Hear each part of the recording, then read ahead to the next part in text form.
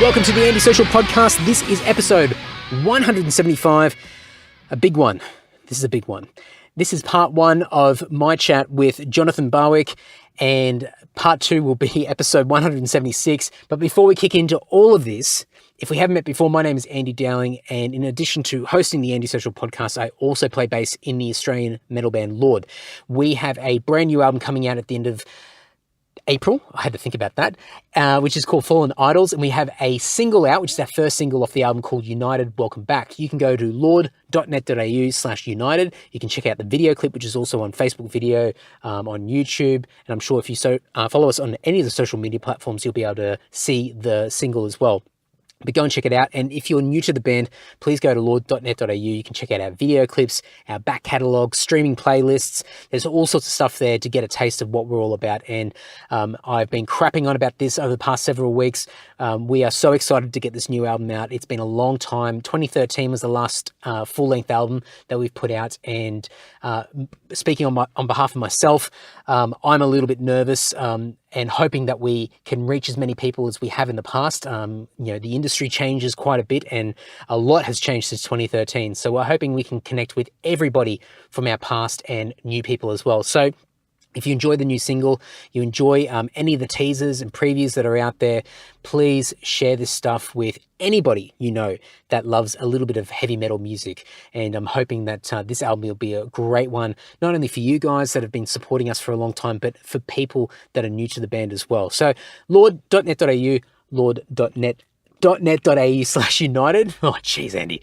Go and check it all out, and any support means the world to us. Thank you. I host a second podcast called the Self-Starter Podcast, which is all about small business, self-employment, and freelancing. You can go to selfstarter.com.au. There is a blog there with heaps of great content, in my opinion, of course. There is a fortnightly podcast. Season 1 wrapped up at the end of 2018. Season 2 kicks off in June of this year. If you've got any suggestions for guests for Season 2, please let me know. But if you are starting your own business, or you're already in the thick of the self-employment world, Self-Starter could be a great resource from you. I have been speaking to a whole range of different people that are out there creating their own desirable lifestyle. And maybe you know somebody out there that needs a little bit of a kick up the arse, or just a dose of inspiration. Please pass on Self-Starter to them. You can find the podcast in your preferred podcast player as well. And as I said before, if you've got any guest recommendations for Season 2, flick them my way, because I'd love to get as many people on for Season 2 as possible. Shout out time. Every week, I thank some legend who supports me in the podcast, and it could be in a range of different ways. It could be buying some merchandise, or it could be shouting me a beer via the PayPal button over at andysocial.net. It could be a guest recommendation, a bit of social media love, a message of encouragement, whatever it is. It helps me, keeps this whole thing a-rolling, and just continues to ensure that this podcast gets bigger and better. So thank you to everybody that does the little 1% extras, because it means a hell of a lot to me. So this week's shout out is for Alistair Gammy. Alistair is from Melbourne. Some of my Melbourne listeners may know Alistair from his previous band Tear Gas. He was the frontman in rock band Tear Gas, and I think the last time I saw Tear Gas play was probably 2005 in some tiny little club in St Kilda. No idea what the name of the place was, but it was a good show from what I can recall. But Alice is in a new band now called To An End, and you can go to facebook.com/toanend and go and check all that out. But the reason why Alice is getting a shout out this week is he sent me a nice little message not too long ago about my episode with Brett Garsed of John Farnham, Nelson, TJ Helmrich fame, episode 167, I believe. So message was very short and sweet, but best podcast ever in capital letters. My favorite episode you've done for sure, mate. Asked all the questions I would have wanted to know as a Farnham and Nelson fanboy. Great work. So thank you very much, sir. When you hear this, please shoot me a message and I'll send you out some little goodies in the post, because we all love getting something in the mail. Now, some extra shout outs for you folks. If you go to andysocial.net/buy stuff, you can buy things from our online store, the podcast online store. You can buy things from the Lord online store. You can buy things from my eBay and Discogs stores as well. So on eBay, I've got a whole bunch of weird and wonderful and random things up for grabs, music memorabilia, posters. I've got some CDs and stuff on there as well. I've got some t-shirts, I've got stickers and all sorts of crap patches as well. Jess has got some of her stuff on my store as well, and trust me, yes, it's Jess's, and as I've said before, I can't fit into that stuff, so they're not mine. Discogs, go and check out the Discogs store. I've got heaps and heaps of records, CDs, cassettes, DVDs, all music, hard rock, metal, punk, a bit of pop, a bit of blues, a bit of jazz. There's a whole heap of stuff in there. There's over 1,500 odd items for sale on my Discogs page. So if you go to andysocial.net/buy stuff, you can check all that stuff out, and shoot me a message when you order any of those things, and just make a mention that you heard me mention this on the Antisocial podcast, and I'll add in some extra little goodies for you as well. But a massive thank you, a few little quick shout outs: Jody from Flinders in New South Wales, Neil from Yorkeys Knob in Queensland, Kathy from Camberwell in Victoria, Michelle from Milton in New South Wales, and Matilda from Mentone in Victoria. Thank you so much for buying things from eBay and Discogs in particular. I was thinking, should I be saying thank yous to people that buy from the Lord online store? I guess I could, but that list is going to be never ending. Sorry, I'm not bragging, like there's quite a few. I'm just being realistic here, folks. Anyway, I'm thinking out loud, so that's for later thoughts. But thank you, folks. You bought things from my eBay and Discogs stores and my Antisocial podcast store as well. So thank you so much, and really appreciate it. But andysocial.net/buy stuff. Go and check it all out. This week's episodes, that's right, you heard me, plural, are with Jonathon Barwick. Jonathon is a musician from Tasmania. He's the frontman for Tasmanian metal band Taberah. He is involved with a whole range of different music projects. He has his own Twitch channel. He is a really, really cool guy that I've known for quite a few years, mainly through metal and mainly through his band Taberah. And Lord have our first ever show in Tasmania back in 2006, I believe, had Taberah on the bill. They were a support band. I think Jono might have been in his late teens, maybe 17 or barely 18. And I've known him for so many years now. And this year, I think he turns 30. So yeah, it's been a while. And this was an epic chat. This was so much fun, and we just couldn't stop. And I wrote down all these notes before we started, and I mean, you guys have heard me waffle on about this sort of stuff in the past. I only scraped the surface. I didn't even get to half the things I wanted to talk about. We just kept going off on tangents, and Jono warned me. He told me that he will talk my ear off, and he did. But it was great. I loved every moment of it. So as I was getting to the end of this conversation, and I think we were hitting around the 3.5 hour mark, I realized that this is just way too much for one episode. So I'm splitting it. I can't remember the numbers of this episode. Maybe it's 176 and 177, I think.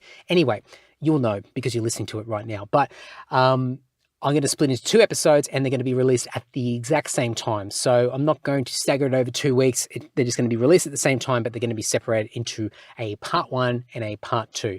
So I'm going to have everything we discussed in this episode in the show notes over at andysocial.net.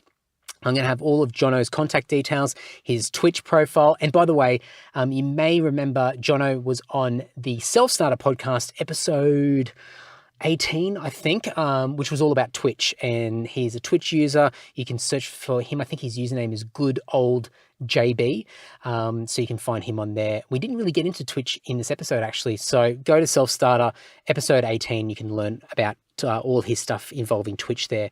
But we just went on a long, epic journey talking about all sorts of stuff. And Jono has been through a lot over the past several years, and there's been a lot of massive changes in his life, and that's been sort of the foundation of this chat, and it's just really cool. And I think it's just been a running theme with so many incredibly amazing people on this podcast, where we're all going through periods of self-discovery and self-improvement and just trying to be better people. And Jono's a great example of that. So lots of great stuff in here. And please, before we kick into this, I really challenge you to tell me if we reference a book or music or anything, and it's not referenced in the show notes, please tell me, because I want to dump as much as I possibly can in the show notes. But given that this episode is like 3.5 odd hours, yeah, I'm going to miss something for sure, but I'm going to do my best. So if I miss anything,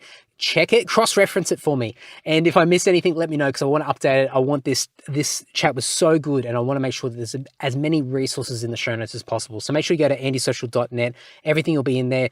Jono's contact details. Make sure you reach out to him and let him know what you thought, because he really poured himself out here, and he was quite vulnerable. And I wasn't really expecting that. I mean, I wasn't surprised because he's a very sort of upfront person, but yeah, I was really surprised, and I really enjoyed it, and I really appreciate the fact that he put himself out there the way he did. So, enough crapping on from me. Please enjoy this epic chat with Jonathon Barwick. I think I can crown you one of the most transformed people that I know, as far as over the last several years. Visually, body, mind and soul, everything. It seems that you've had this, and I'm trying not to make it religious, but this awakening, and everything's changed, and there's been a lot of big life decisions, and I'm sure we can go off on a million different tangents here, but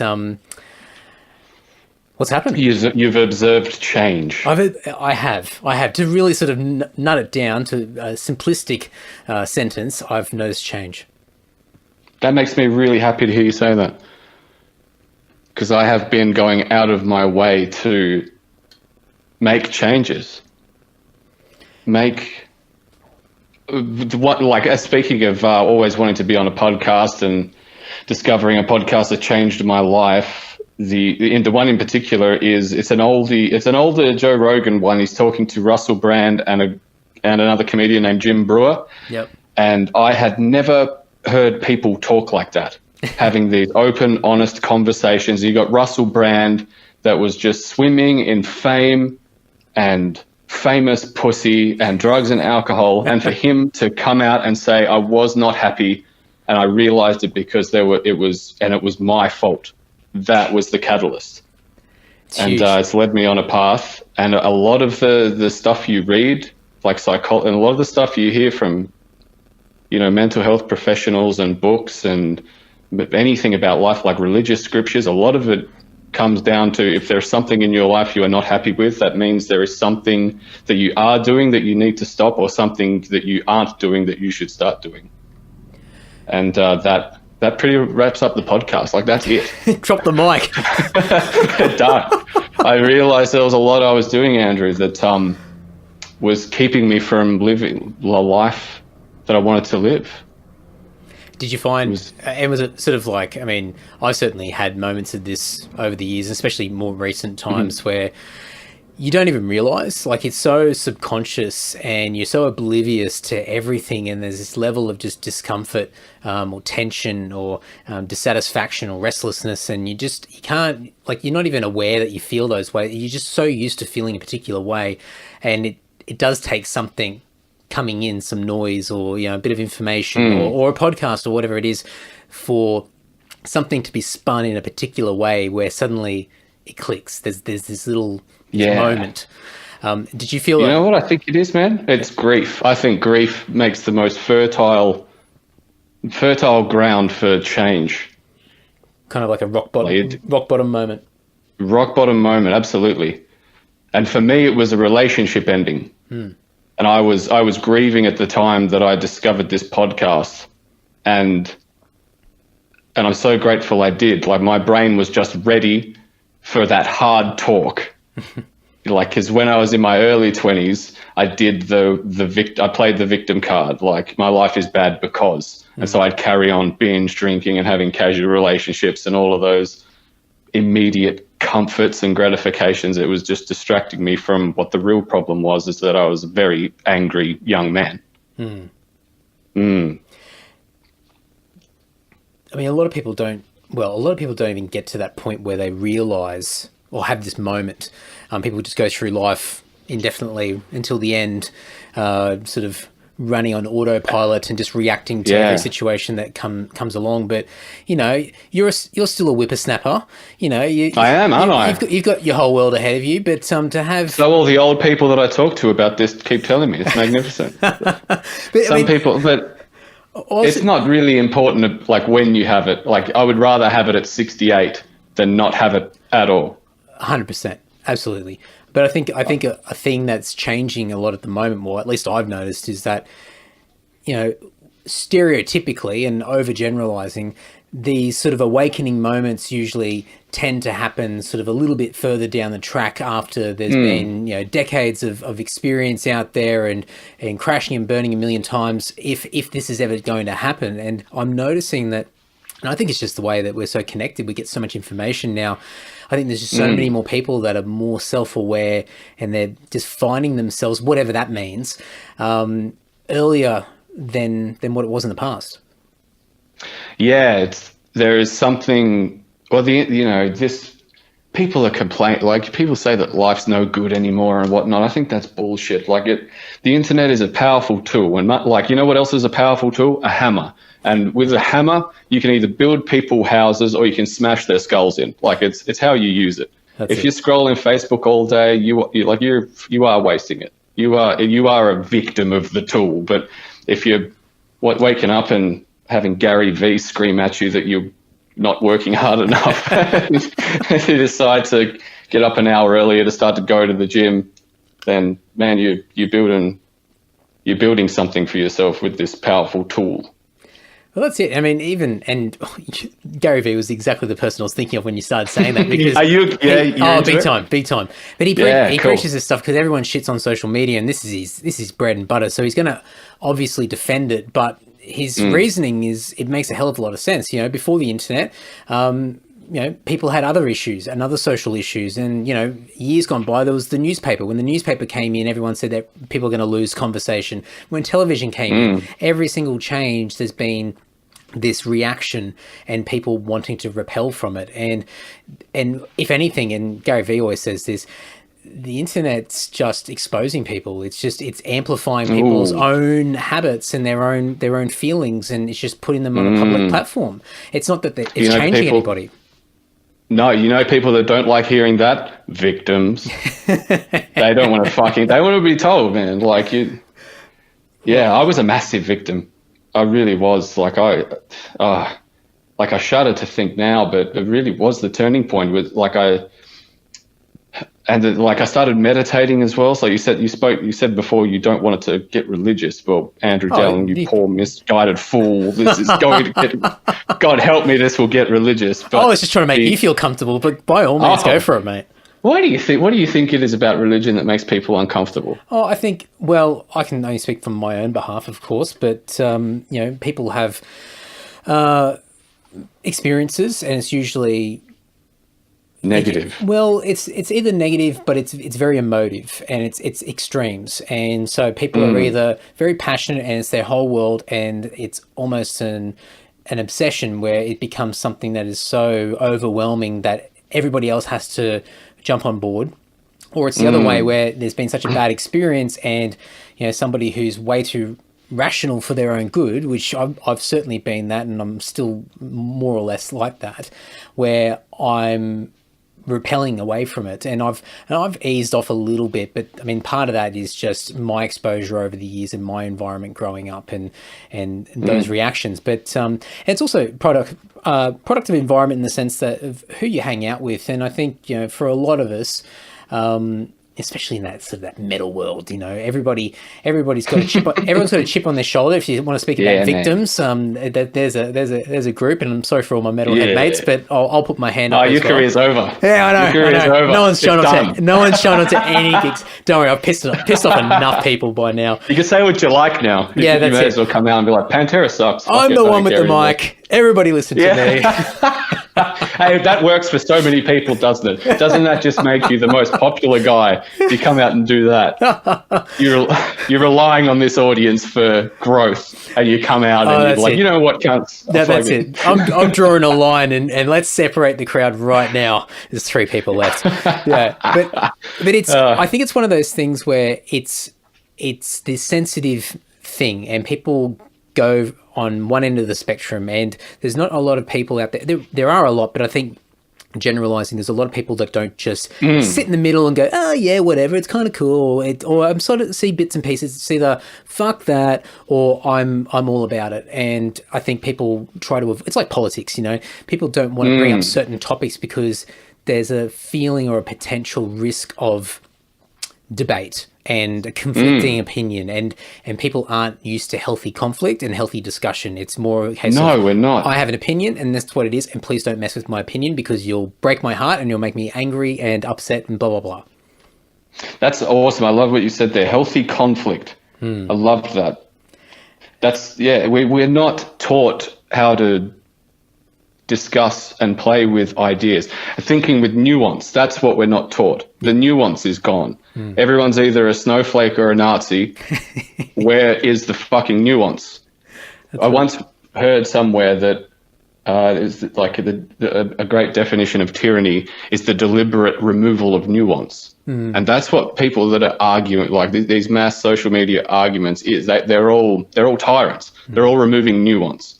And yes, it is easy to do that in a Channel 7 news feed when some lefty said this or some baby boomer said that. Like the nuance just evaporates immediately. And don't read the comments, whatever you do on those posts. I gave it up years ago. Oh, shit. I used to love it. I used to fucking love it, man. I used to get in there. Oh, man. I wasted so much of my I wasted so much of my life. I did. Making up for it now, though. Yeah, man. Healthy conflict. That's wonderful. Well, the other one, and I've definitely stole this from Gary Vee.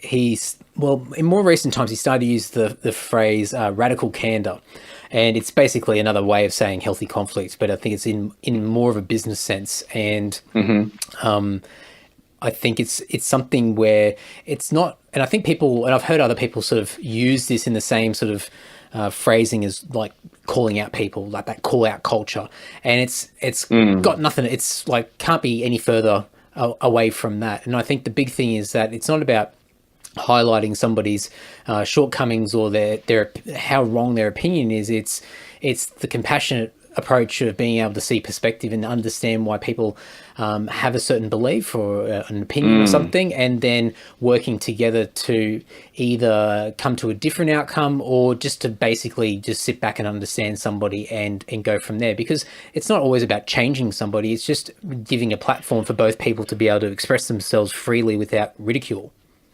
And that's what we're not doing. That's what we don't train. We have no idea how to do that. Most people go into a conversation like, can you imagine if you are one of those people that thinks there is such thing as winning a conversation? There's no such thing. You can't. If your goal is to talk to someone and by the end of it, you either change their opinion or most of them just break down to making fun of. Like if you get more laughs or more likes on something, I've won that. Look at me. I got 15 likes on my comment. He only got 7. I win. Like, it's like, go and hug your family. Stop doing that. Like, go and talk to your nan or something else because you have not got time for that. Death is coming. Death could be any moment, and you've just spent 10 minutes getting pissed off at some stranger, and there's no consequence at the end of it all. This would be the next great argument and the next great outrage for everyone to get involved in. But man, people forget they're dying, Andrew. People forget. I think you just rattled off several T-shirt designs that could easily be spat out. Go hug. Well, they can't be Taberah shirts, mate, because it didn't rhyme. So you can have them. This is your side project. You can have it. Yeah. That's a big T-shirt. It's so. I think it's the big thing is that short-term gratification. People are looking for that hit of adrenaline, that big hit where they can sort of get that rush in the moment and get the immediate validation, whatever that might be, being the likes or a comment or little props to say well done, I agree, great comment, or you slam that person or whatever. But I mean, I've been one of the worst with this. I mean, I get on I've got on social media heaps over the years and made this big long-winded rant about something, or I've gone in and called someone out.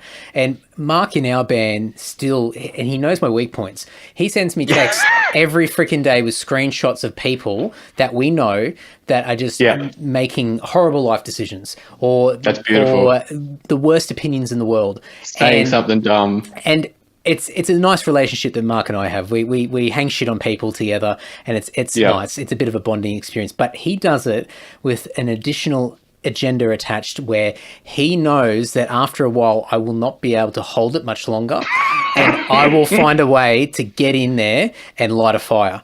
And and it's beautiful, and it's really hard. And I still get that rush, and I'm a hell of a lot better than what I used to be. And one of the things that's helped me restrain myself with these social media onslaughts is what's the outcome I'm trying to achieve here? Why? Tell me. Why back in the day? What was your outcome? Well, there was no outcome. There was no thought. There's no awareness. It was more of I'm going to get a rush. I'm getting a rush. I'm feeling it. I can feel it coming on, and I'm going to metaphorically explode all over this social media post, and then I'm done, and I'm going to walk away. I'm going to drop the mic, and everyone's going to that was great, or they're going to shit on me, but it doesn't matter because I've turned off notifications and off I've gone. And I think for me, once I've sort of sat back and thought about why I was doing it and realized, well, there's no real purpose here, because if I'm commenting to call somebody out or to tell them that they're wrong, are they going to stop and look at it and say, oh, fuck, Andy, you're right. I cannot believe that nobody's ever explained that to me in such a really harsh, disgusting way, but just to wake me up to my senses. And you know what? I'm changing my life forever because of you, Andy, because you're such an amazing influence on my life. And when I had that moment I just called out my own bullshit, then I realized there is no point. And sometimes there are instances in the real world where you do need to say something, and you need to intervene, and you need to be able to defend people or defend yourself or whatever it might be. But those instances are few and far between for the most part. So few. That's right. And for me, the other aspect that really got me, and this was a really hard thing for me to get my head around, was imagine me typing something that I'm completely ignorant and have no awareness over. I've got an opinion, but I'm not educated. I've got no clue. Now, might not be malicious, but I might just be an idiot. I might just be dumb, and I've typed something, and then somebody comes in and just rips me a new one publicly. And I'll put it on a public forum, but somebody's come in and really made an effort to just rip me apart. How would I feel? And then when I got that, I went, oh, fuck. And then I realized just how soul destroying that is, how embarrassing it is, how there's just nothing positive that comes from it. And then I went, oh, wow, is this what maturity is like? Because I was like, wow, I'm starting to think of other people. And did you find that once you, like when you realized that, did you think of all the horrible things you'd said, and all of a sudden it did come back to you?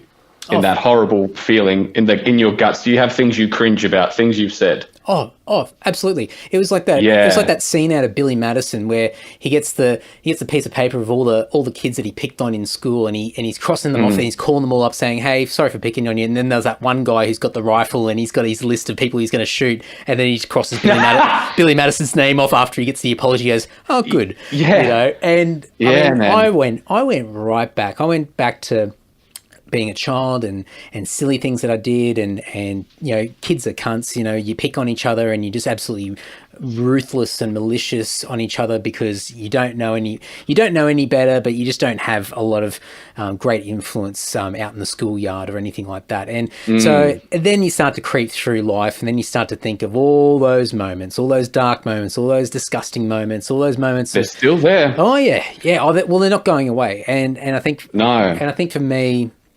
something that I'm not going to go out of my way to try and dig into the past and find all these things and try to address it. I don't think I'm going through. No, you're not an alcoholic. No, I was going to say I'm not going through. I'm not going through a 12-step program, but it's something for me that you have to sort of get that level of awareness where you work out what do I do with all this information and these experiences, and how do I use it to my advantage now moving forward, and how do I set the example so that if any of those people from the past do come back into my life, and most of them are long gone and I've got no idea what's happened to them, but if those people ever come back, I need to be able to demonstrate that I'm the best person that I possibly can be, and that's your apology, and lead by example and be compassionate, and absolutely in time and a place depending on situations, an apology is definitely absolutely needed. But I think in a lot of it, it's more about moving forward and trying to find a way to set example and be a positive influence on other people. And that's a massive task and a very hard thing to do. And it gives you a sense of vulnerability where you're immediately exposed to all your shortcomings. And there's just it's a long journey of self-development, which is kind of exciting and it's fun, but it's also very daunting and overwhelming as well. It is. I find that when you be vulnerable with people, that is the essence of being human, is sharing vulnerability with others, and that's when you really find out where there's real friendships. When you're grieving and you're vulnerable and you turn to someone and you're like, hey dude, I found it difficult because I was and you'll relate to this because you're just talking about how you used to be a chirp, but I used to be such a fucking chirp. And I had all my self-esteem packed into this relationship as well as my rock band. That was it. I would walk into a room and assume I was the most magnificent creature in it. Everywhere I went, man, like I would go out of my way to be the most charming, the most funny. I would one-up everyone. I could never, ever let anyone else win a conversation, win a moment.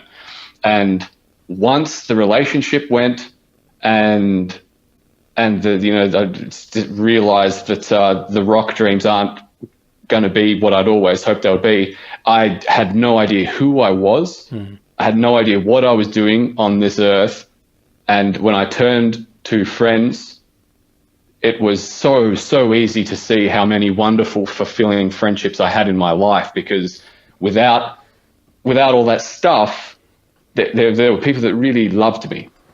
And that was also a huge, talking about grief making fertile land, that was there's like the sunshine. If we're going to be visual and metaphorical, like the friendships and the conversations I had, and what happened was people started being vulnerable with me, and that's trust. We were just like having real conversation. And I was like, friends I'd known for like 14 years. And I was like, I had no fucking idea you were going through this. And then I realized I hadn't been treating people very well. And that was one of the first things I changed, and especially women. I hadn't been treating women very well. And I, tracked down basically anyone I'd been in a relationship with and apologized.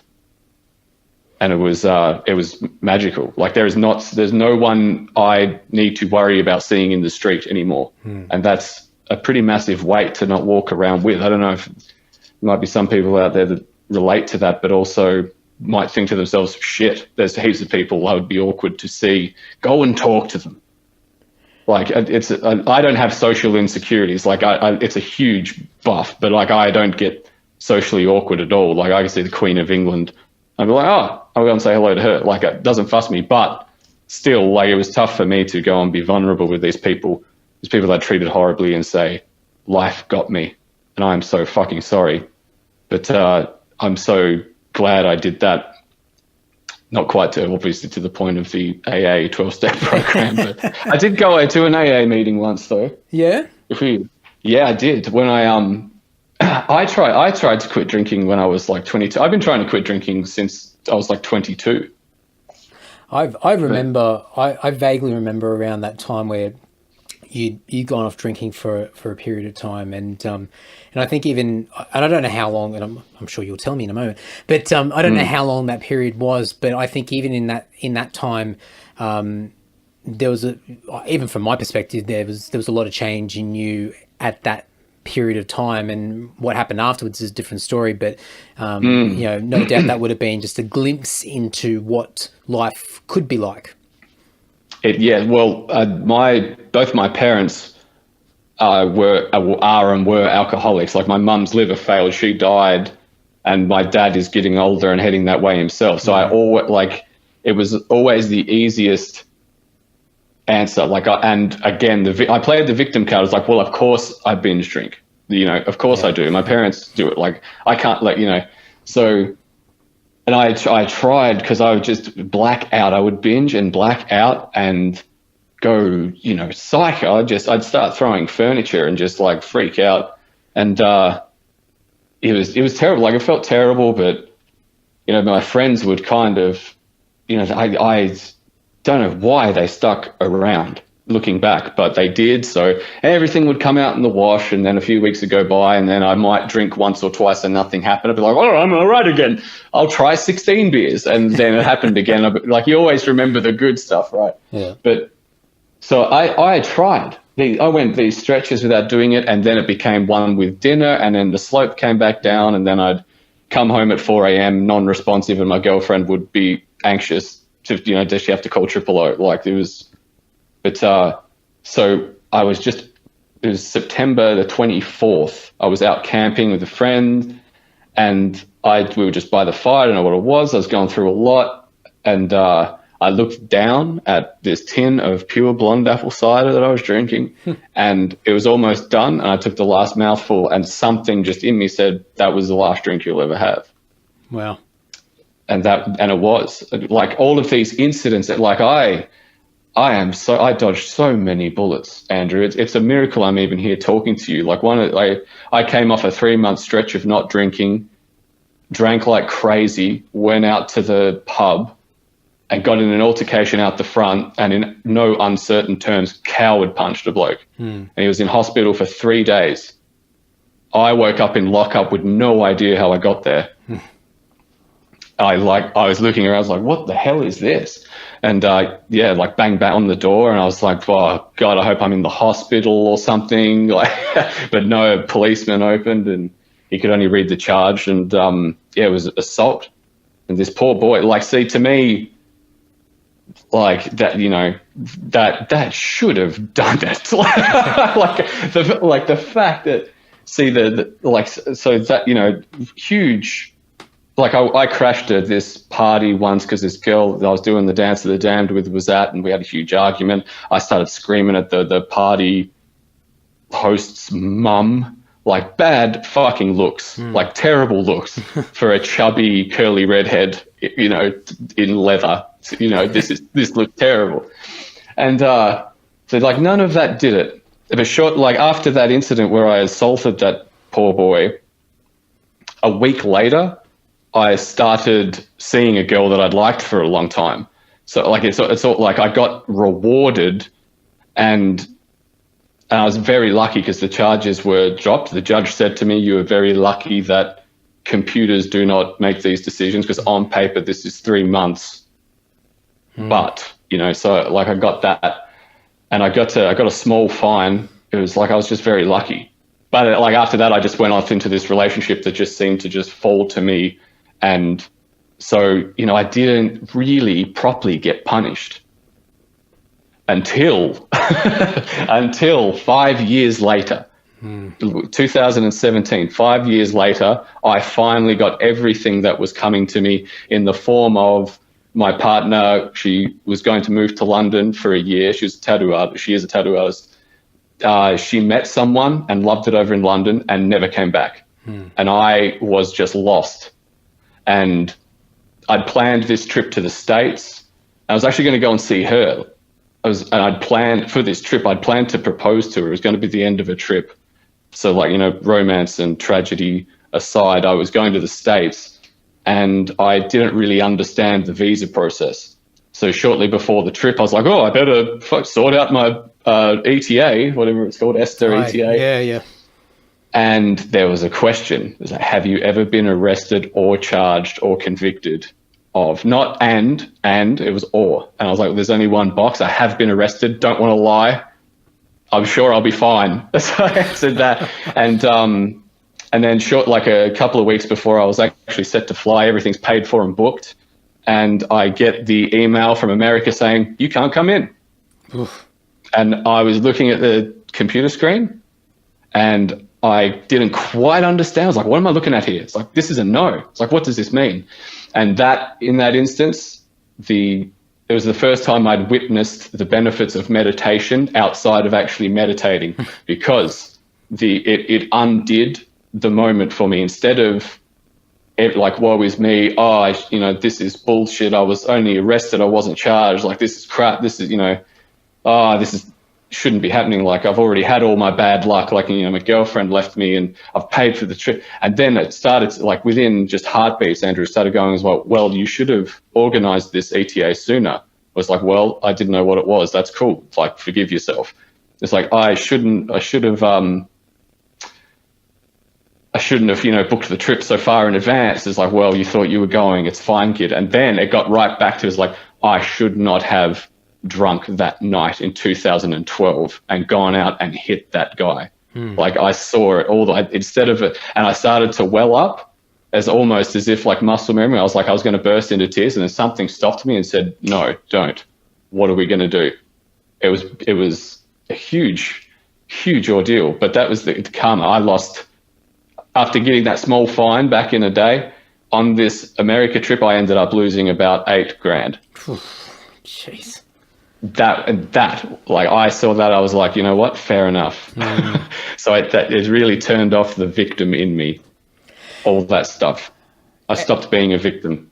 And I mean, obviously, as you said, you got off at the time when it all happened with basically a slap on the wrist and nothing really to show for it as far as being accountable. But that $8,000 in the hole is depending on how you spin it, is basically an investment in yourself. You've paid you've paid a sum of money to have an awakening moment.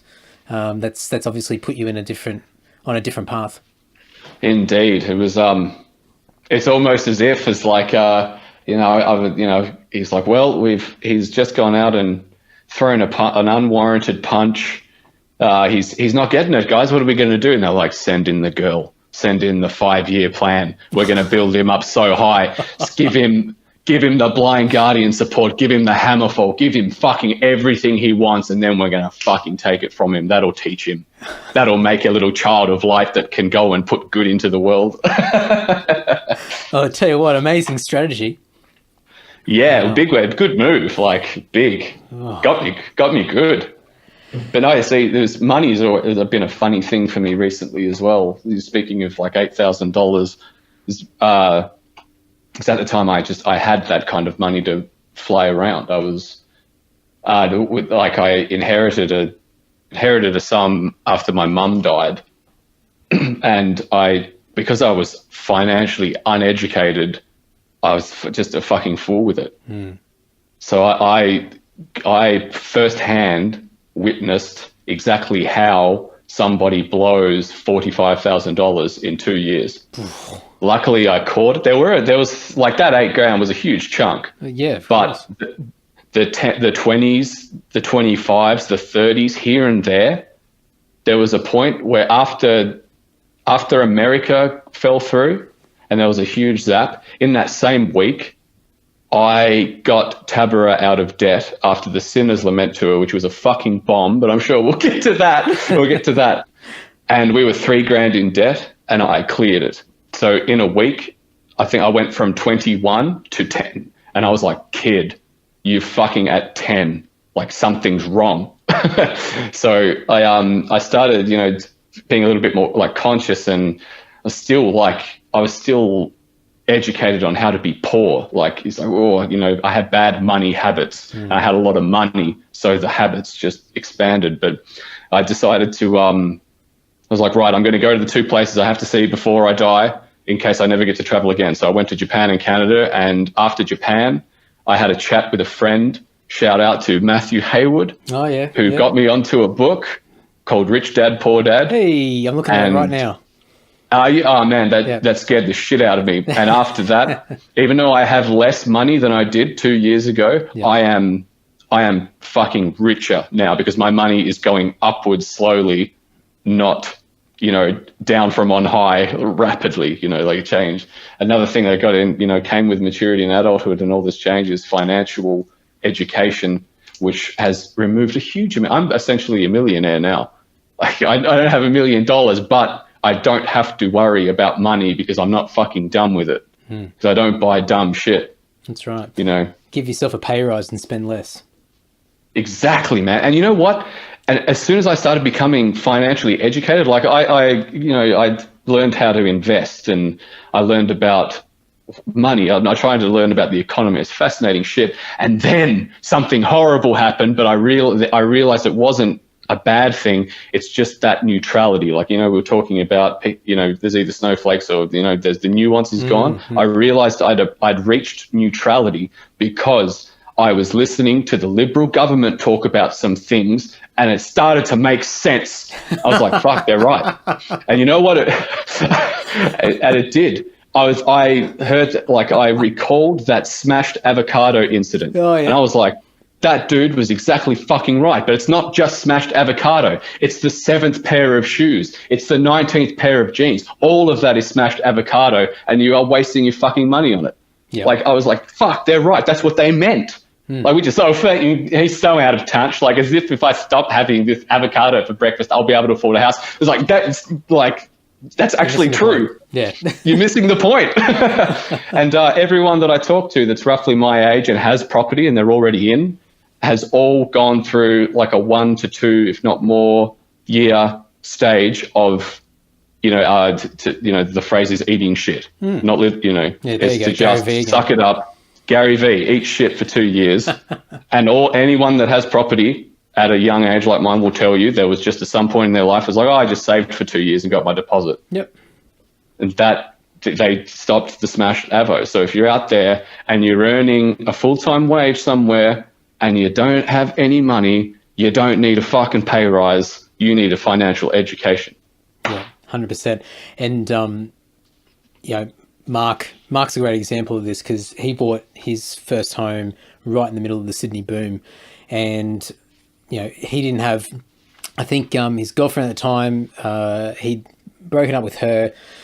And I'm probably getting some of the sequence wrong, but basically he was saving himself and he was renting a property. He got out of that, went and did an alternative with a family member for, I think, a couple of years, maybe, or a year and a half, and like a massive sacrifice. Did a what? Sorry. Like I went and lived with the relative for about a year and a half or so. And a big sacrifice for him because he hasn't lived with anybody for a long, long time. Freedom.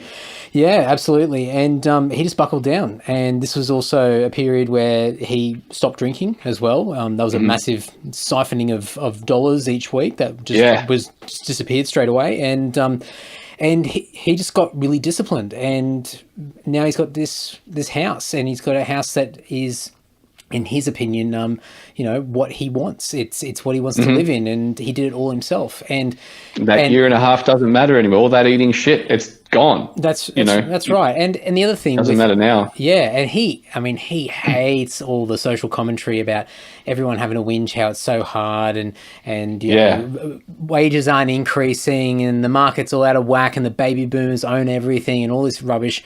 And he just said, look, you can do it. You just got to not live in the middle of the city anymore, and you can't afford to just go out pissing up the money against the wall each week, or going out midweek for these fancy meals or whatever it is. And for just him, for a short time, like when you're settled, you can do that again. It's not forever. I like what you said there, the word sacrifice. That's been coming up a lot in the past 18 months for me. Yep. And again, coming back to what you said about short-term gratification, like what we're touching on is people not being able to get away from the pull of short-term gratification in a financial sense. That's all, obvious. And I still fight it off, I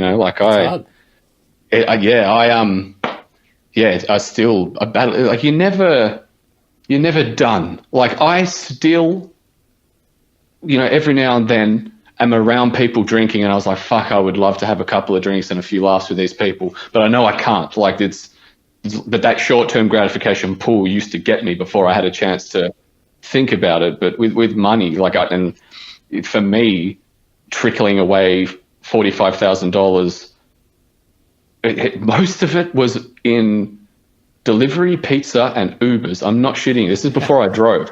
And it was like, well, I could walk or catch the bus to work, but, I've got all that savings there.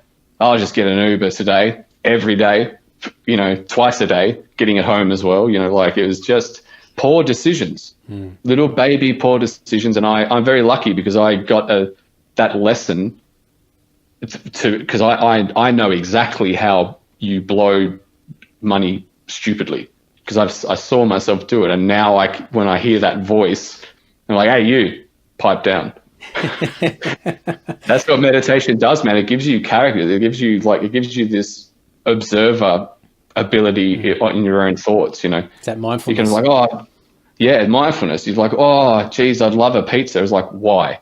Because I'm hungry. It's like, you've got food. Why? It's like, well, okay, I'm lonely. Okay, I'm lonely. And that's it, man. It all comes from somewhere deep in there. Is all those calls to, promiscuity or addiction. Like all of it comes from somewhere deeper down in there. There is a problem you are not addressing. And I'm a big fan of people weeding out coping mechanisms, and it's tough to do, but. Once I cut out drinking, I found food creeping in. Once I got my food under control, I found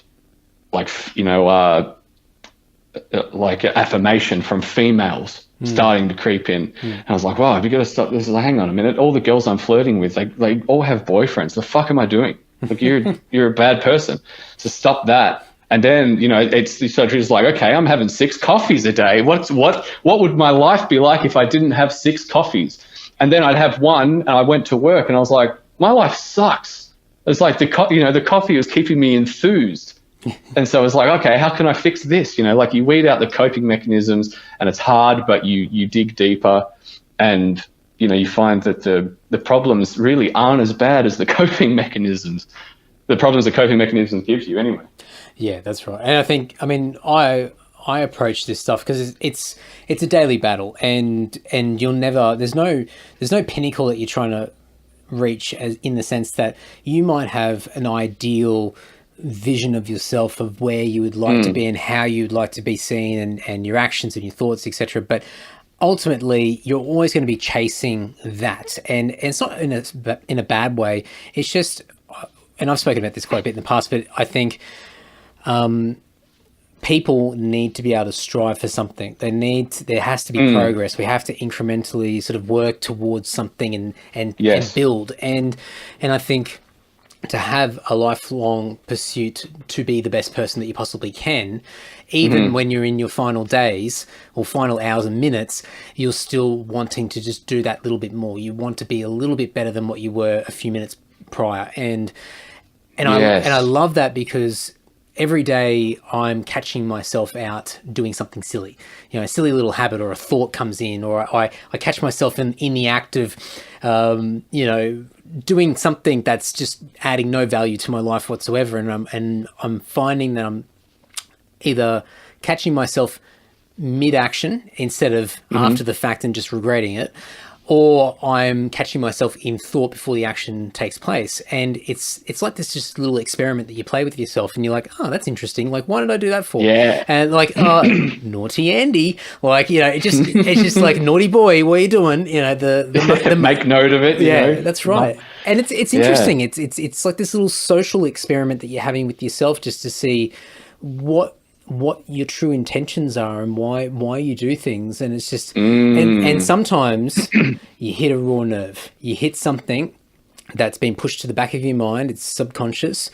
You probably deep down know it's there, but you've been really, really good at pushing it away and not really actually knowing or acknowledging its existence. But then something happens and you get really good at picking things out, and you go, oh my God, I can't believe I did that. And then you go down this spiral of, who am I? Like, how could I do this? Like, and then you start thinking about those weak points, those shortcomings, and then you start to really sort of have this moment of breakdown where you go, oh, you question everything in life, and then you recover amazing. and then get back on the road and you keep going. But it's exciting because you just don't know what's going to happen and where you're going to end up, because as soon as you've got that element of awareness where you're starting to catch yourself, then life can change really, really quickly. It did. I saw it happen very quickly and what you're saying there about catching yourself and like you said something back there about having, I think you said honest intentions. That reminds me of a great saying that I took from the short time I dabbled in Stoic Philosophy. Is something you should check out. It's amazing. Yep. Stoic Philosophy is to not attach your self-esteem to the outcome, but attach your self-esteem to your intentions. Yep. That, I think, is something that you can apply immediately, like to anything you do. Is like you can't, because I was always attached, like, and you said, you're talking about having a potential you and something like a character, almost like you want people to see you as. Yep. Like if you're doing something for people to see you as something, then you will fail, because you can and you will tarnish yourself trying to convince people you are someone, because really, like, people have got so much going on there and they don't give a fuck. Like, they don't give a fuck what you do and when. So like that, I like Gary Vee. He's talking to, he talks to a lot of musicians. They're just like, make songs. What are you here telling me about? You're worried about getting traction. Just go home and make fucking songs.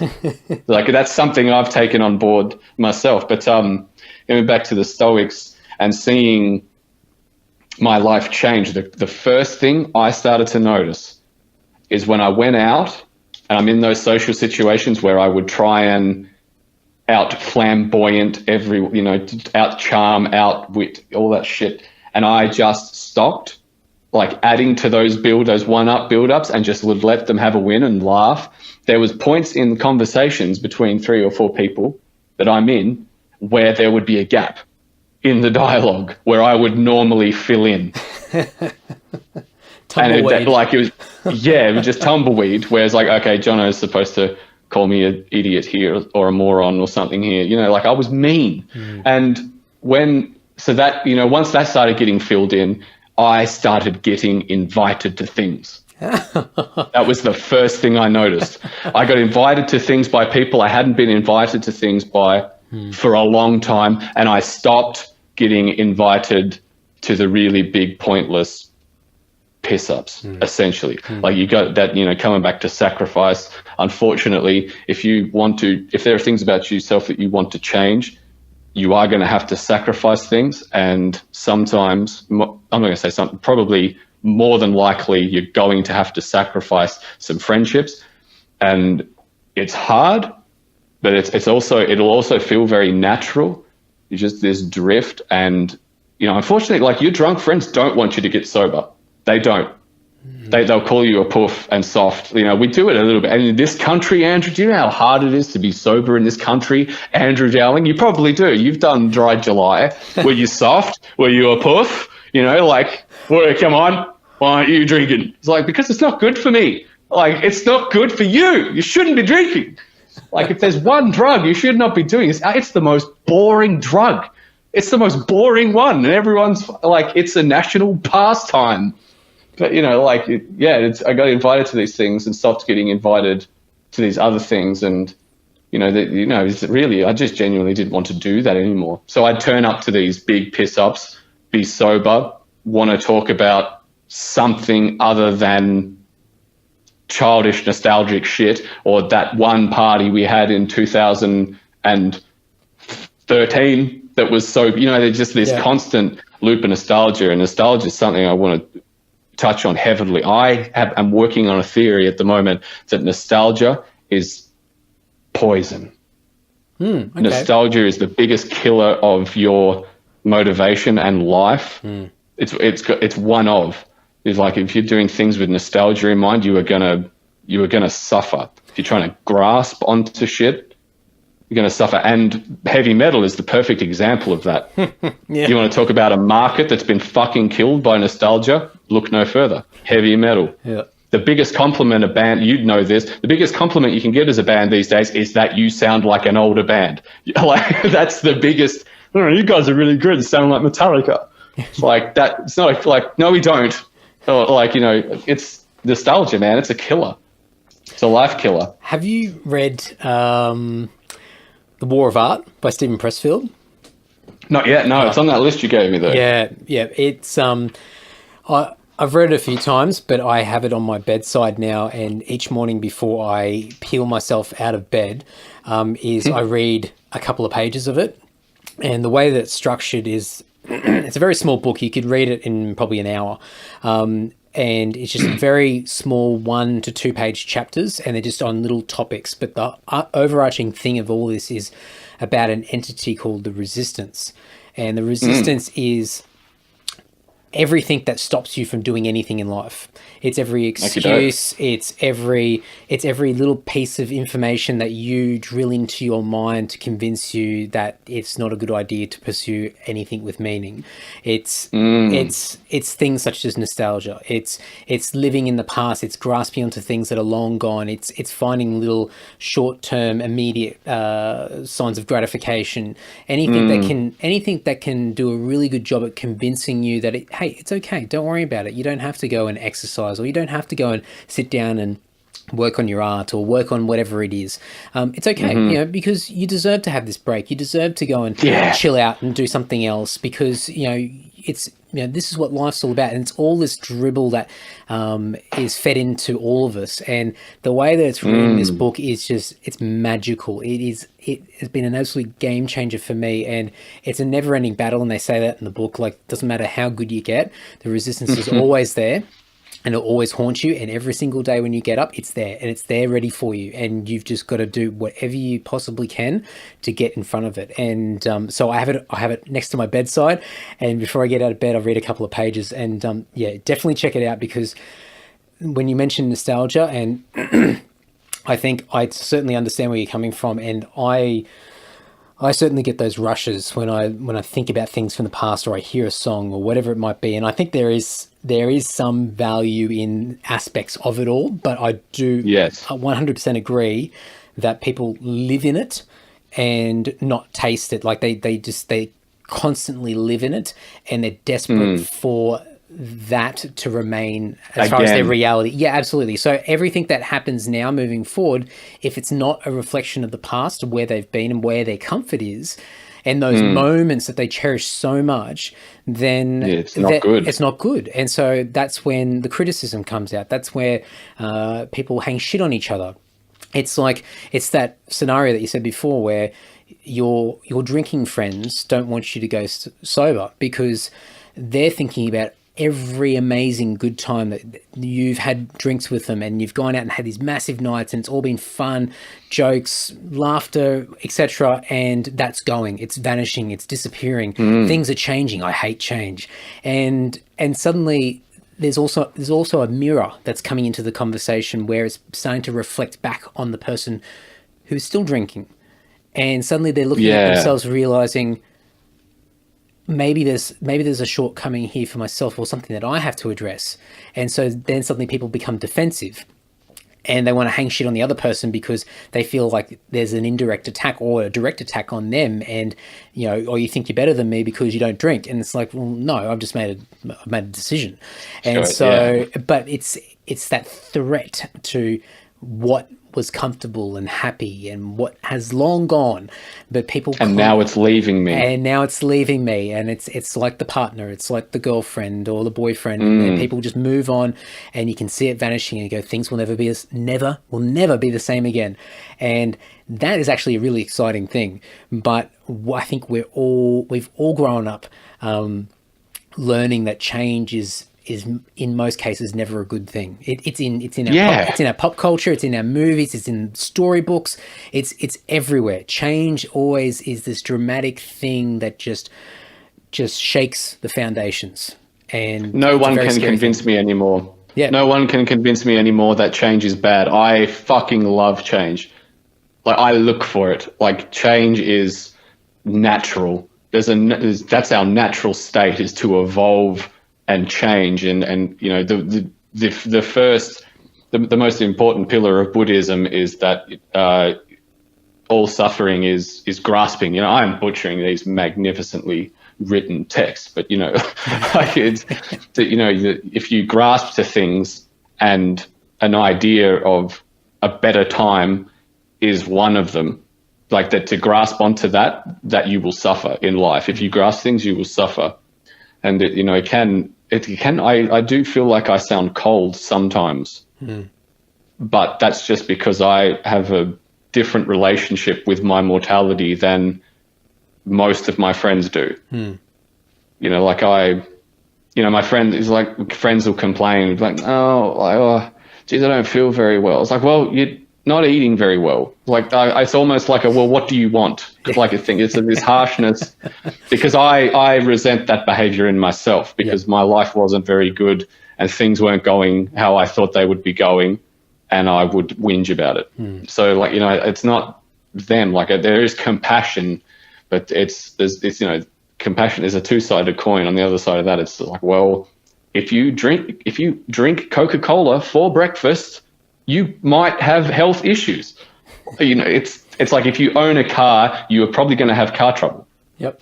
You know, it's simple. There's no there are no problems, Andy. The only problem is that to live is to have problems. Like it's all the one thing. There's not like, I've stubbed my toe, I was bullied as a kid, or, you know, it's like they're all just the problem of life. Like once you get above that umbrella and you just say, it's like, oh, this is just problems, you start to approach them differently. And for me, I found my life started to get a lot better when I just understood that there will be problems.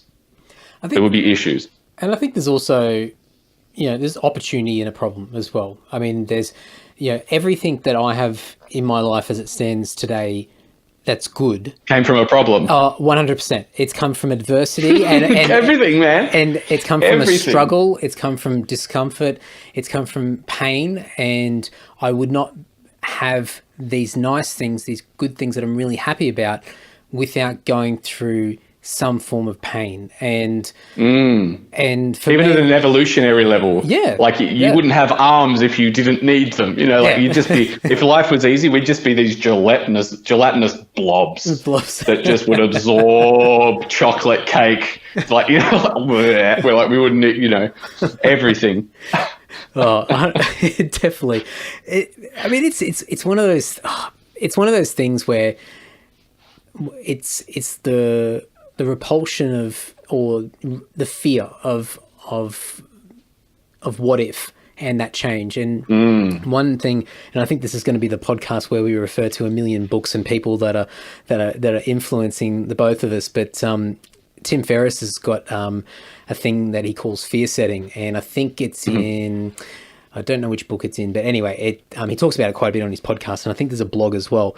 But the long story, it's quite involved. There's a lot there, but the sort of the overarching thing with it is he talks about worst case scenarios, and he thinks about people taking risk, and calculated risk, not recklessness or anything like that, but asking the question of, if I do this, whatever it is, what's going to be the worst case scenario, the most extreme case scenario? So, you know, is someone going to die? Am I going to die?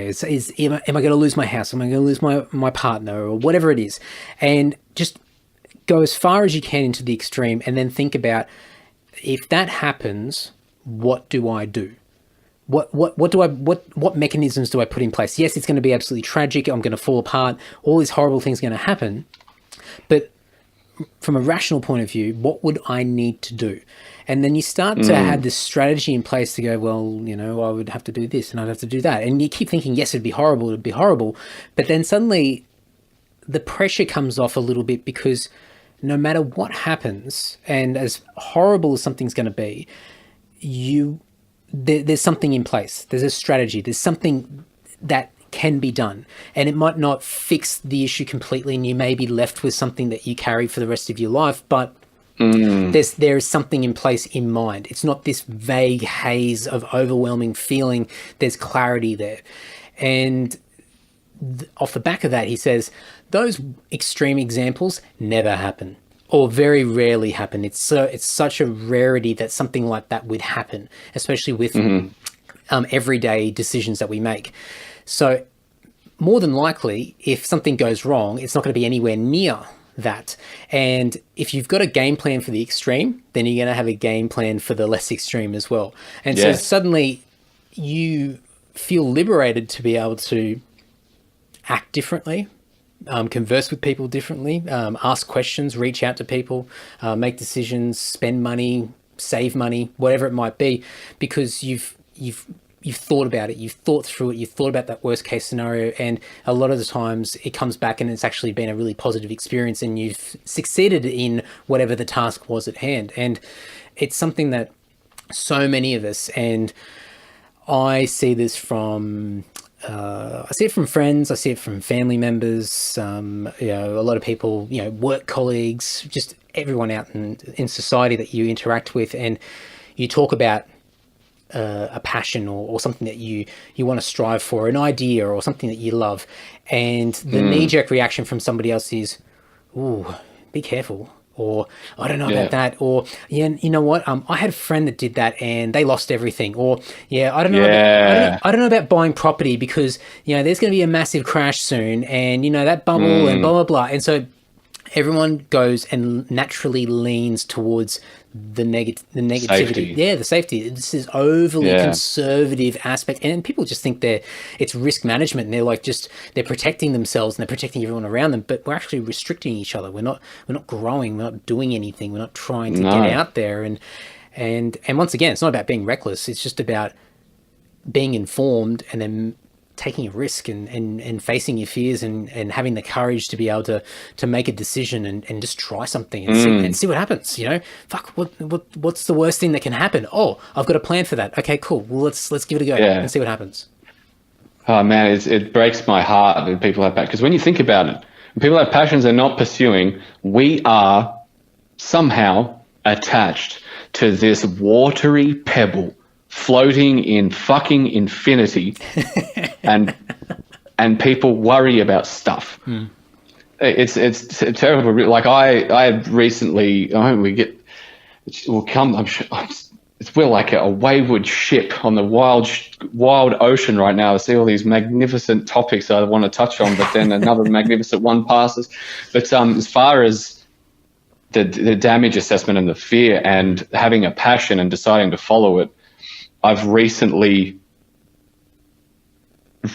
found my own in that. But before we do that, when it comes to music, I have the most brilliant fucking example for anyone out there that wants to follow their passion. I'll tell you about my friend and fellow podcast enthusiast, Adam Tricky. Hello, sir. I made it. I'm on a podcast. I'm first. We did it. We'll be on Joe Rogan one day. That's it. Next step.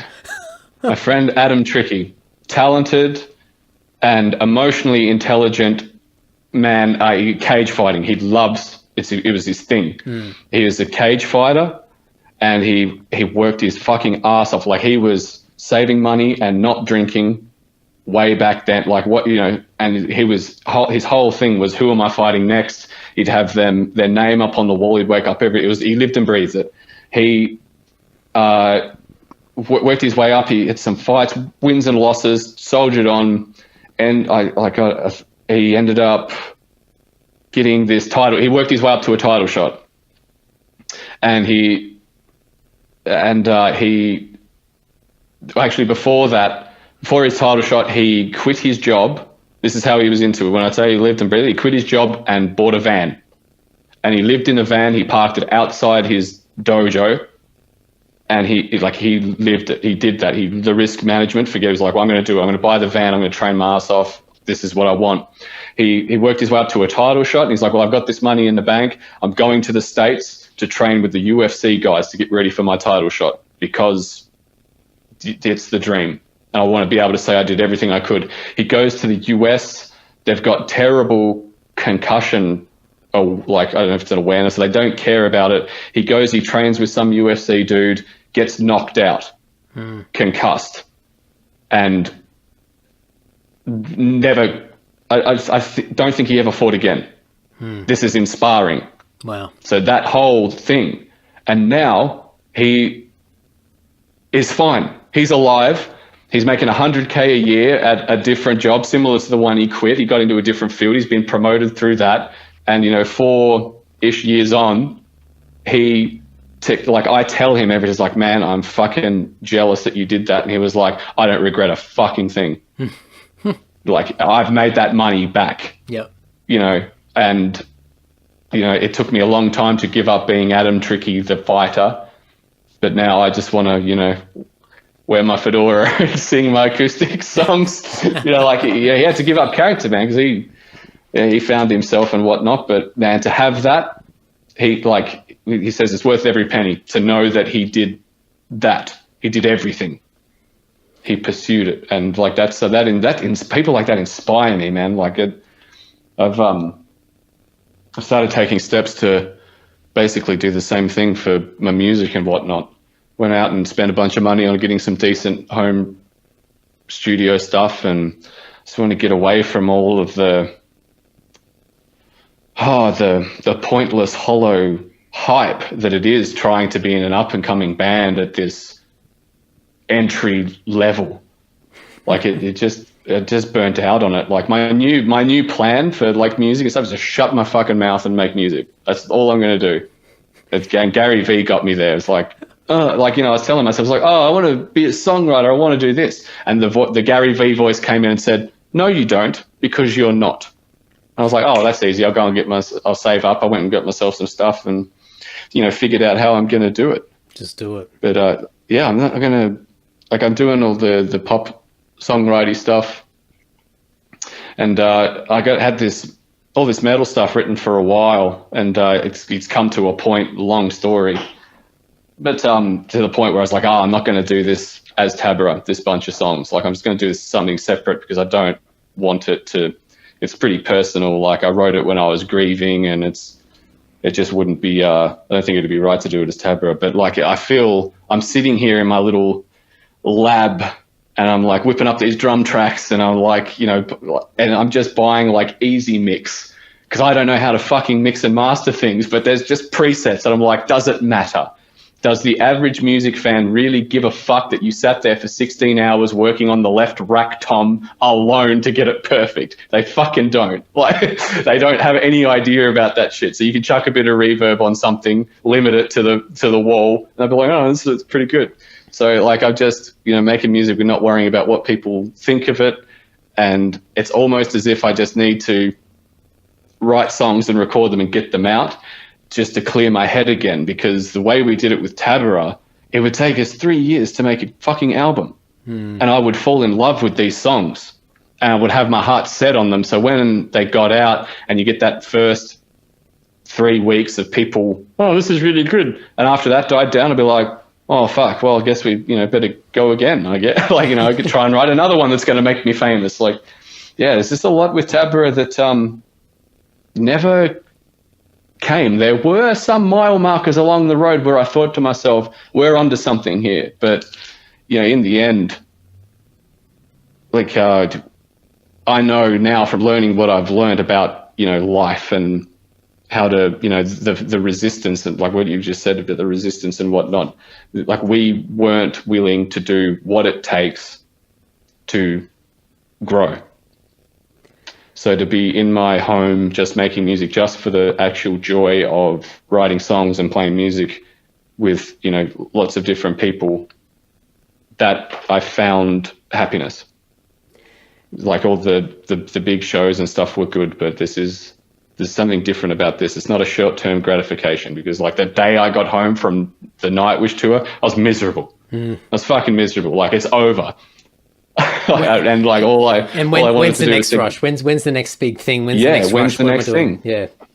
And I never smelled any of the flowers, because I was always about I just shot into the future. From that first gig at 16, I the whole time I've been just ready for Wembley. That's why and everyone has always said to me, it's you're so natural up on the big stage. It's that is my natural habitat.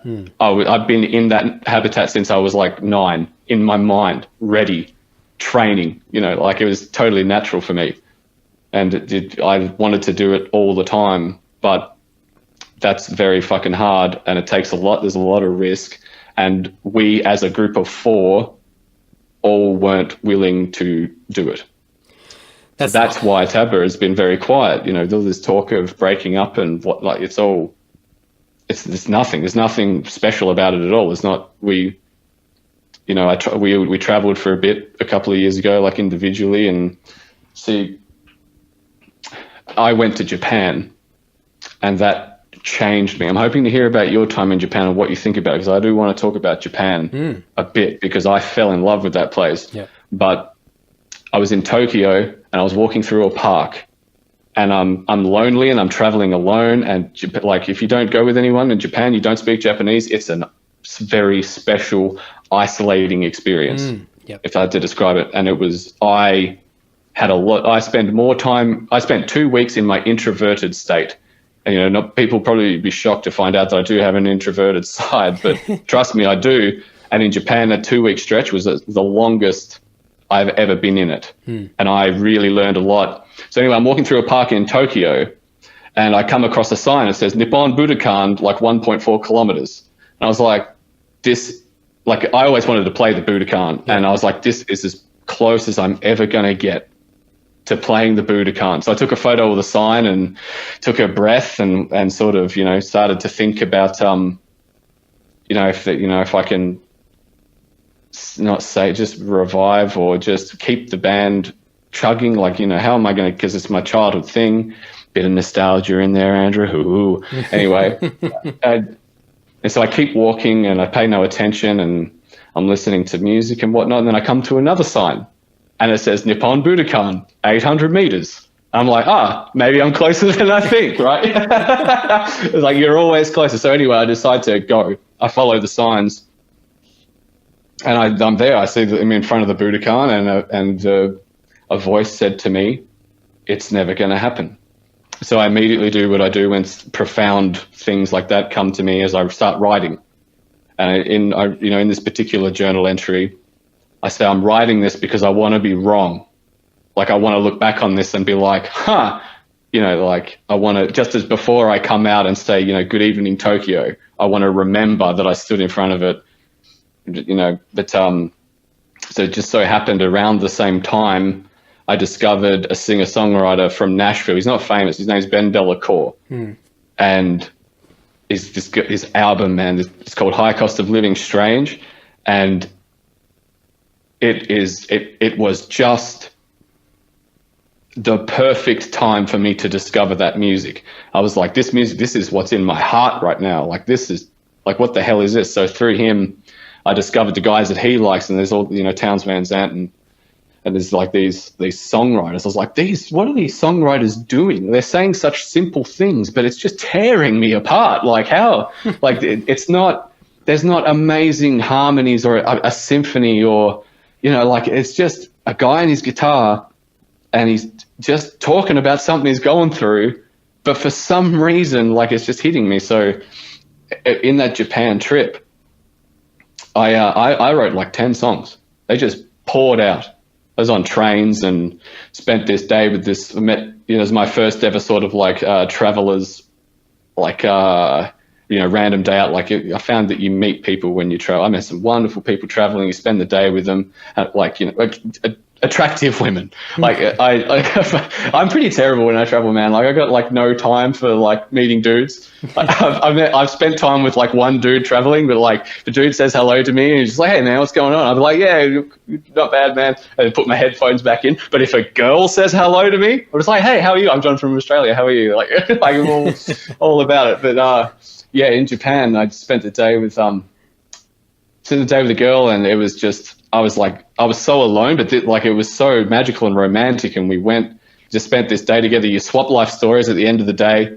You hug and say goodbye. Like, it's like a whole friendship packed within like 12 hours. It's this magical thing, and I'm in love with it. Like, I'm in love with meeting people, traveling, and going doing something, and then it's like training, because like you get fucking sad. It's like, I had this wonderful day with you, and I'm probably never going to see you again unless we, specifically make it happen. But it was a random chance. So it's kind of like training for things ending, because that's what it is. It's a beautiful friendship ending just as quickly as it comes. But yeah, I was all full of emotion in Japan and just like busted out 10 songs effortlessly. And I came home with them, and me and my friend tried microdosing LSD. Have you know anything about this? Microdosing psychedelics? Yeah, I do. I haven't done it myself though. Yeah, but you know what it's supposed to do. It's to open up new neural pathways and get your brain off its default network. So, I tried that, and I found it had really, really, it could be placebo. I was already on the path. I don't know, but it got me pushing. I found myself pushing through the silly things a lot quicker, and getting to the right decision, a little bit quicker.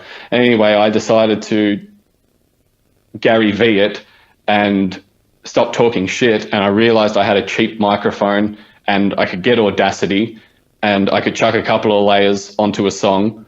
And I realized I had an egg shaker, so there's the percussion, and I just, released a song with all the fear. And I was like, it's like my character was just shattered. It was like, I had this metal persona, this flamboyant wannabe Freddie Mercury, but he's trapped in, like Anthrax type personality that I couldn't, and I just, as I put it out, and just releasing it popped this fear bubble that I was living in. I pushed through this resistance and saw this world where I could just write and release whatever I like, and everything changed. I was so much less attached to Taberah and everything else that I'd been clinging to in the sense of character. And man, I feel free. I can just write music, and I'm just going to make it sound okay. I'm not going to get it professionally mixed and mastered and all of that stuff, because I'm not trying to get on Nuclear Blast. I just want to release songs and then start working on the new songs, because that's where my passion is for this industry, this music, as I like to create. That is the essence of it. Well, that boiled down to that's the intention, and having the awareness of knowing what your intention is, and that intention's allowed to change over time as well. We're all motivated by different things at different stages of life, depending on the input and the experiences, the environment that you're in. But the way that you describe that, and taking an approach where it doesn't have to be pristine or perfect to a degree where it's just it removes all possibilities of criticism. It's almost like you're journaling. You're journaling along the way, in music form. So what you're feeling, what you're going through, blah blah blah, is being put into music. You're recording it in the state that you're in that time. It's a time capsule of that, and that's what we all try and do when we put music out there. It's a timestamp of that time. It's everything that's happening in that period of time, what's being said through the words, the music, but then also what was actually happening in the people's lives at that time as well. And there's nothing different to what you're doing now. It's you taking this approach where it's a journal entry, and it's meant to sound the way that it sounds for a reason. And part of that is an element of the overall story as well, how that's recorded. The journey. That's absolutely right. And it doesn't have to be perfect, because life's not perfect. And I'm sure that what you're focusing on now, and what you're talking about and what you're putting through your music is not meant to be perfect. So there's no need. It's just what you can do with what you've got, and then you move on to the next journal entry after that. Yeah. See, to me, doing it is the success. Like a lot of the walls, the fear walls that Taberah hit when talking about traveling.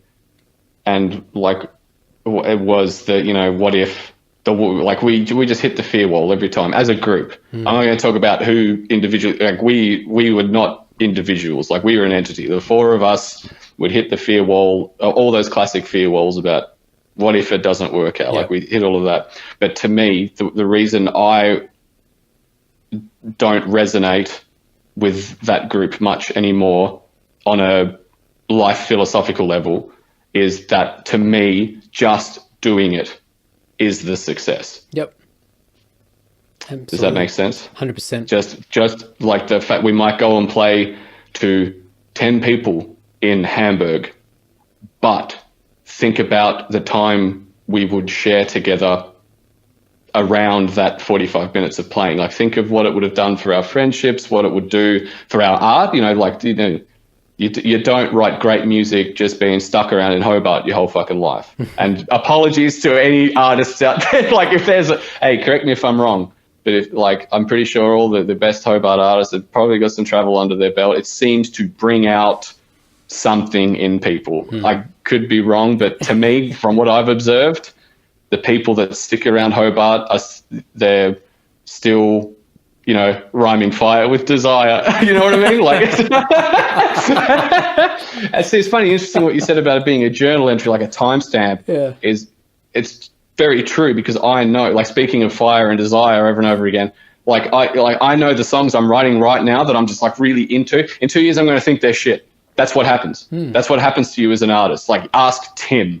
Like, everyone fucking loves Dungeon. And my God, that fucking Resurrection album, Andrew Dowling, like that whole thing back to back, just all the way through. I fucking love it.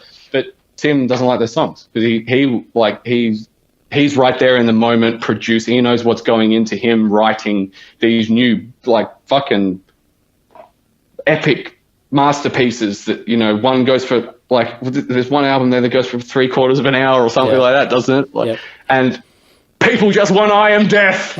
Doesn't, like, just give me, like, and I'm one of those people, so I just want to get these songs done. So and then move on to write the next thing. And then it'll be nice to, the problem with the Taberah stuff now is that we did 3 albums in 12 years.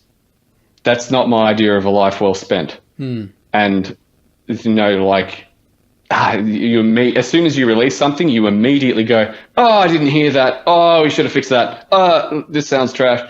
And for me to be at the stage now, I just want to release stuff and be like, ooh, didn't catch that. Oh, well, I've, on to the next thing, because I can do it cheaply from home, and I've got Easy Drummer too, so I can easily make an adjustment, and, I can, it's a beautiful, liberating thing, almost in the sense of, I'm guessing what it would be like to tour as a band. When you're like us and you do 6 shows a fucking year, you cling to the mistakes because you don't get a chance to redeem yourself. I was talking to Joe Haley about this thing, and he says, like, well, when you're doing 30 dates, you're just like, well, you move on, because you just, the next night you hit it, like, whatever. But yeah, I don't know what it's like to be producing that much content, I guess the word, like, a live show is content.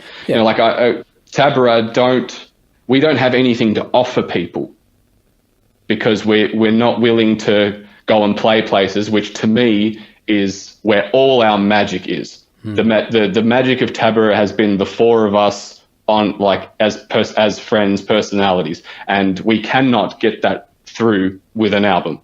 Our albums aren't spectacular because I'm not a great singer, and we can't, like, Miles and I don't we don't wow people. There's nothing that special about us on record, but the fun live, that is really where our magic lies. And if we're not willing to go and take that to people, then we really haven't got anything to offer people. Oh man, yeah, I've had flashbacks for the last bloody 5 or 6 years with our band. It's a very similar thing in the sense that, it's, unless you are throwing everything in and you just go for it and you've got complete buy-in from everybody involved, it's very difficult, and same feelings with, playing, being a band in Australia and playing, and there are a lot of bands that do great things, and they play every hole in the wall across the country, rural, regional, metropolitan, wherever they can find a stage or a PowerPoint to plug in a crappy little PA or whatever, and they'll do it, and they've built success off that. And then obviously, overseas as well.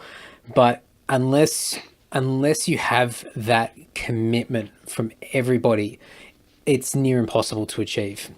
It's so hard. And Absolutely. So as a result, and we've been victims to this, is that you play a handful of shows a year and you spend a god awful amount of time trying to dust the cobwebs off, and get together and try and rehearse a set, and then you go out and you play your one show or maybe the two shows over a weekend, and then that's it for a few months, and then you have to get back together and dust off the cobwebs, and it's a very hard thing to do, because there's no opportunity for momentum to kick in, and the only times we've ever had that is when we've gone overseas and done a small run of shows where we get to the third night in a row, and suddenly and you're on. Yeah, and you have that little taste, and you go, "Ooh, is this what it's like?"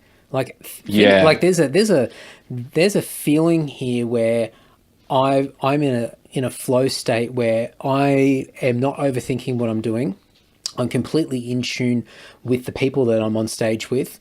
I'm in tune with the crowd in front of me, and it's just this amazing experience. And you're giving me stop talking. You're giving me like PTSD or something. I want it. You're giving me a relapse. I need it. Give it to me now. I need that feeling again. And then after that third or fourth show, then it's over. It's done. And so whether that be for a week or for a month or for several months or maybe a year, and it's just, it's very hard to get back into that. And so I mean, for us, we're different, but we're the same. I mean, we're different in the sense that we've got different reasons as to why we're in the current state that we're in, and why we've done the things that we have done over the years, good and bad. And I think it's safe to say in our band that if we get a great opportunity sometime in the future to go off and do a run of shows somewhere, then if it makes sense for everybody involved, then there's probably a chance that we'll do it. But we've got to the point where we're not going to seek it. We're not going to go after it like we did in the past, because it's just, look, life changes, and I think it's very hard to get people all on the same page. And I think for us, at least for our band, we've got to the point where the music's going to last, and it's a little bit different to you guys. And I understand where your criticisms for your recordings, but I can certainly see how many people would disagree. And that's a creative versus the listener, and you're always going to have different perspectives. But I think for us, especially having Tim, I mean, Tim's our secret weapon. He's the reason why all of us are here, and he's a machine in the studio, and he's got this creative freedom where he's able to put together these amazing ideas, and they're his timestamps, they're our timestamps, and they will remain, and the shows won't matter anymore. The shows get forgotten, and the shows where we play in front of a big crowd, or the ones where bloody 10 people rock up, they're all forgotten. There'll be little memories for us, but for everybody else, they won't give a shit. And what will remain is that music left over. And I think the band sort of got to a point where if that's all it is, and we don't get anybody knocking on our door, or through mutual friends or a networking opportunity, we don't get that tour or whatever, then that's okay. We can live with that, and we'll always have our moments where we'll see a friend or a peer or something like that get an amazing opportunity, and you think, fuck yeah, like, why are we doing that? Let's talk about that feeling, man. Like, that, to me, that's a very special feeling. Like, I liked feeling that. Like, I like being there in that moment. And trust me, when you're in Taberah, you get very, very good at watching other people succeed at things you've always wanted to do. And I've gotten very good at it, because not just in music, but everything in life, I've seen people succeed at things that I want to do. And I love it because it feels neutral, because there is that like, oh, you bastard, but there's also that, good, you did it. It's been, for me, it's been a real learning curve, because the energy and the fuel that I had to push everything that we've pushed over the years originally came from just pure jealousy. Just that. It's powerful, man. That competitive juice where you see somebody, and it doesn't matter if they're a great friend, they're an amazing person, whatever. It doesn't matter.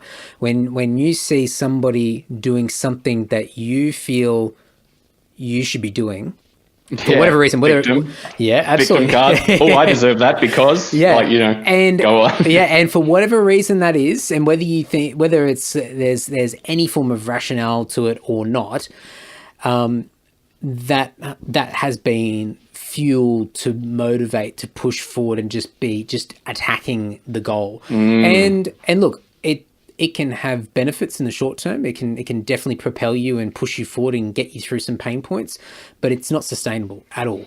No, it's not a sustainable fuel source at all. Not at all. And so for me, a big learning curve over the years has been for me to stop myself in those moments and be really thankful for that person, be really proud for that person, and be happy for them. And whether I'm communicating with that person or not is sort of secondary. And I always make an effort to ensure that I'm telling somebody that I'm really excited for them and I'm really happy for them and proud, because I think that's got a lot of meaning and it's got a lot of power. And I want people to feel that, because I know what it's like when people say it to you, and it does mean a lot. But I think for me, it's vulnerability, isn't it? It's you being vulnerable. Yeah. But the hardest thing is to really feel that yourself, and to really find that joy in going, fuck yeah, fucking well done. Like, oh man, that is so good. And that person, you deserve it. Like that, and that you guys have just fucking busted your balls, and just, you get everything you deserve, and just 100% so proud, so happy. And I wouldn't say I'm perfect at it, but I'm pretty damn good at it compared to where I was in the past. And it's just been an ongoing challenge, and now it's different fuel, because I look at it and I go, interesting, really good, all those positive feelings, but there's opportunity out there. And this is another example of there's enough to go around. There's enough things out there for everybody to have their taste of success, their moment to shine. Room for everyone. Absolutely. There's no 2 or 3 spots of success that only a very small selected privileged few can get. Everybody can get their own version of success, whatever that might be. And I look at it and I go, that's interesting, because it might not be exactly what I want to do, or as the band or whatever, but there's something in there that teaches me that there's a possibility of doing something on our own terms, or our own version of that, or whatever it might be. And that's exciting. That's the fuel now, where it's more of a compete against yourself. Yeah, and it's a strategic observation of the events in front of you, and going, I'm going to analyze this and have a look and see, just acknowledge what's going on and be aware of it, but also just to see, I wonder what's here. I wonder what is behind this, or wonder is there more to this? Is there something that I can get, or is there an opportunity for me to improve as a person, or to have my own version of this experience? And it's coming back to that experimental sort of thing with yourself. You're trying to work yourself out, and you're playing mind games with yourself. But it's I like it. I've found a way to sort of digest it and appreciate it. Yeah, that's really great. You've actually tapped some sort of cosmic shell. If you want to reach out to Jonathon, you can do so via the show notes over at andysocial.net. There'll be a whole bunch of links to everything that Jono's involved with, whether it be Taberah or himself, his own profiles, Twitch, everything will be in the show notes. And as I said, if I miss anything, any of the references, books, music, anything that we discussed in this chat, please check out the show notes over at andysocial.net, cross-reference it, and let me know if there's anything I missed, because I really want to dump it in there. Now, if you're listening to this this is the end of part 1. So you can tune into the next episode where we continue on for part 2 of this chat. So stay tuned for that. Okay, a few updates before we wrap this one up. I'm recording a few of these outros in advance, but at the time of this recording, we still don't have a release date for the new Lord album, Fallen Idols. However, if you go to lord.net.au or follow us on the socials, there may be a release date by the time this episode comes out. So go and check it all out. In the meantime, if there's still no new album news, which fingers crossed, I really hope there is, you can go over to lord.net.au/united. The first video clip and single, first track off the upcoming album, United, Welcome Back, is there. You can go and check that out and share it around. A bit of people power will help us immensely. So I appreciate all the shares and the social media love that you guys have been giving us, and the feedback has been really good as well for this song. So go and check that out if you haven't already. There's a full track listing for the Australian release. And I emphasize Australian release of the new album. So in other territories, that might be a slightly different track listing or some different songs. We'll see. Stay tuned. And there's also links to buy one of the last United t-shirts as well, which comes with a free download of the United single, plus over 20 preview tracks from the upcoming album. So if you want something to munch on while you wait for the new album, Fallen Idols, that's a great way to tide you over until then.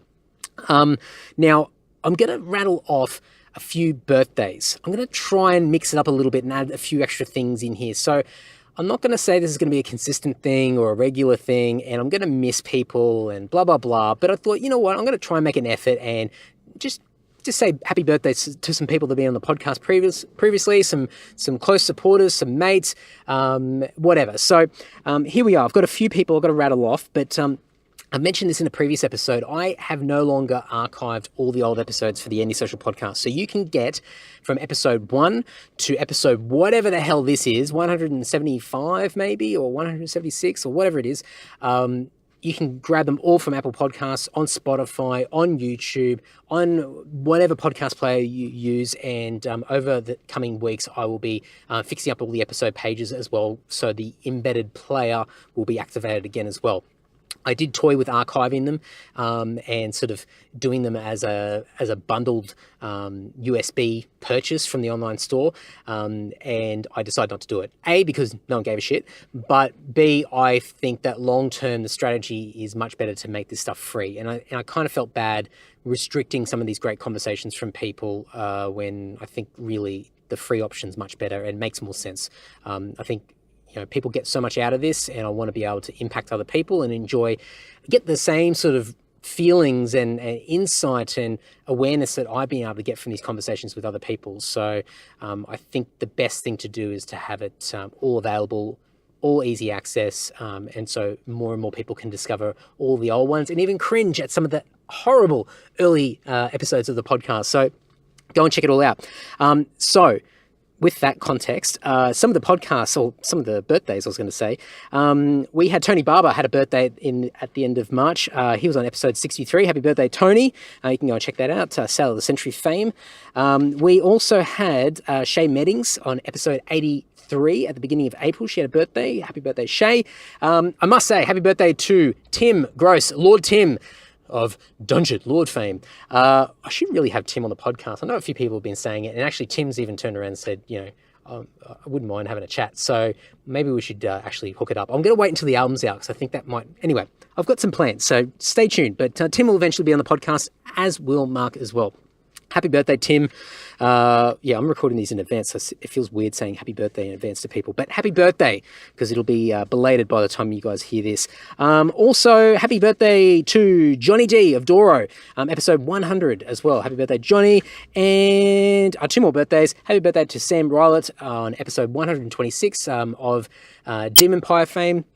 Go and check out that episode. It was a really good one. And happy birthday to Cabba, Brendan Capriotti of Claim the Throne and the Blodgecast, episode 73. You can go and check that out as well. Happy birthday, Cabba. Hope you have a good day. So a few birthdays there. I'm going to try and put in some other little bits of information that try and make these episodes timely. Little anniversaries, little events that are happening around the place. I'll try and plug some more album releases. So mates that are releasing albums, things like that, shows, whatever. I'm trying to make it a little bit more timely, even though I record some of this stuff in advance. So If you've got suggestions of landmark dates and topics and things to talk about and plug or refer to, let me know. And I've got a nice little date planner here that I'm putting in people's important information into this book. So let me know. Also, before we wrap it up, Self-Starter, I'm in the thick of recording season 2. A lot of fun, a lot of great stories. And I think you folk that have enjoyed season 1 are really going to enjoy season 2. I'm looking forward to sharing that all. Season 2 will kick off at the beginning of June of this year, 2019, just to really date stamp it. And I'm recording at the moment in end of March and all through April. So a lot of stuff happening, just flat chat.